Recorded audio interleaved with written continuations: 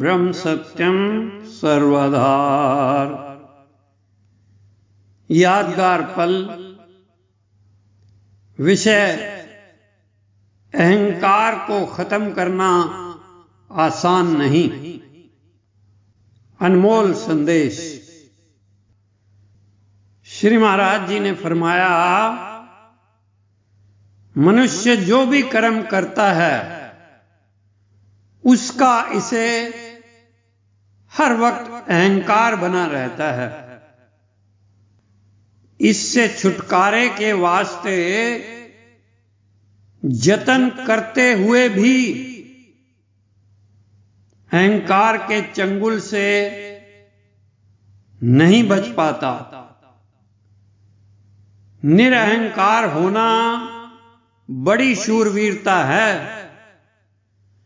जीते जी मरना पड़ता है। गुरु लोगों ने तो मिट्टी के साथ मिट्टी होने की हिदायत दी है अगर अहंकार को खत्म करना है तो। सब बुजुर्गों ने संगत सेवा और ईश्वर सिमरन को मुख्य साधन रखा ताकि अहंकार खत्म हो। इस पर श्री महाराज जी ने एक घटना सुनाई। आपने फरमाया, एक बार बलख बुखारे के बादशाह के चित्त के अंदर चाहना पैदा हुई कि सत्य को प्राप्त करना चाहिए, सच्चाई को प्राप्त करना चाहिए। उसे पता चला कि हिंदुस्तान में इस समय कबीर नाम के फकीर बड़े करनी वाले हैं। फैसला किया कि उनके पास पहुंचा जाए। कुछ समय बाद उसने कबीर साहब के यहां जाकर बड़े अदब से अपना दिली हाल उनके सामने रखा। कबीर साहब ने उसे जिज्ञासु समझकर खिदमत यानी सेवा में लगा दिया। सेवा करते करते जब कुछ अरसा गुजर गया तो कबीर साहब से उनकी पत्नी लोई कहने लगी, महाराज अब यह बादशाह पूर्ण हो गया है। तो कबीर साहब कहने लगे, नहीं, अभी यह कच्चा है। उनकी परीक्षा लेने के लिए कुछ अरसे के बाद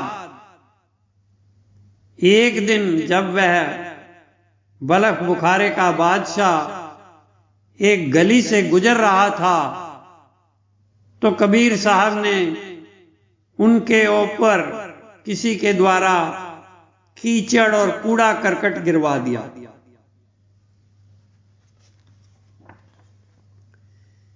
इस माजरे को देखने के लिए एक शिष्य को भी खड़ा कर दिया।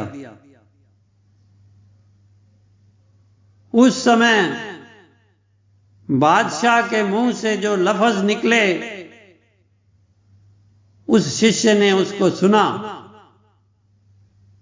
वो लफ्ज थे, होंदा बलख ते बुखारा, कौन सुटदा किचड़ ते गारा। गुस्से में कुछ और लफ्ज भी कहता हुआ वह बादशाह वहां से आगे चल पड़ा। देखने वाले शिष्य ने सब माजरा कबीर साहब को आकर सुनाया। तो कबीर साहब अपनी पत्नी लोई से कहने लगे, सुना इन वचनों में क्या भरा हुआ है?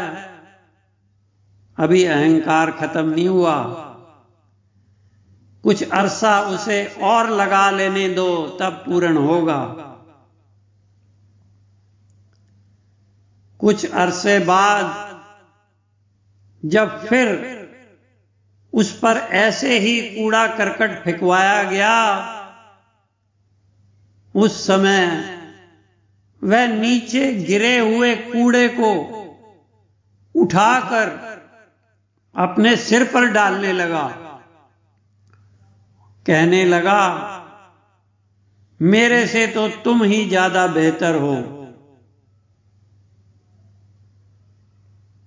फिर जब इस बात का कबीर साहब को पता लगा कि अब ऐसे नम्र विचार हो गए हैं उसके,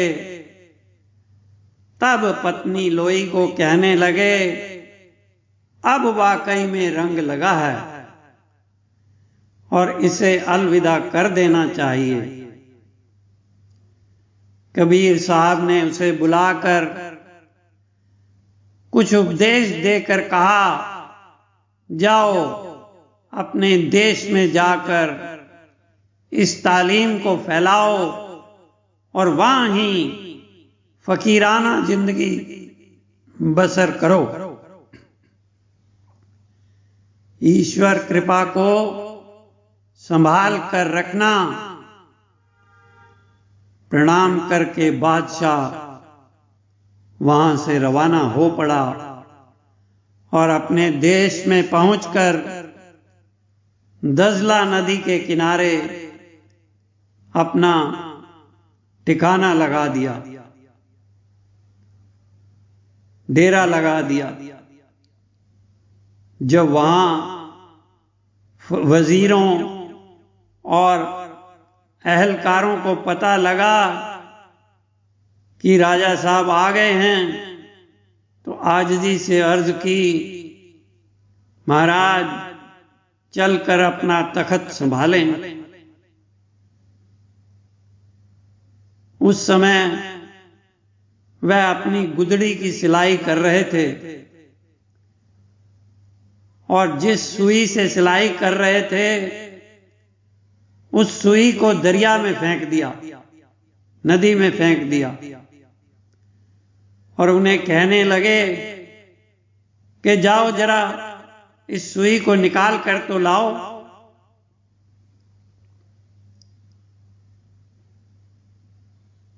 अधिकारियों ने बड़ी कोशिश की लेकिन ऐसा न हो सका।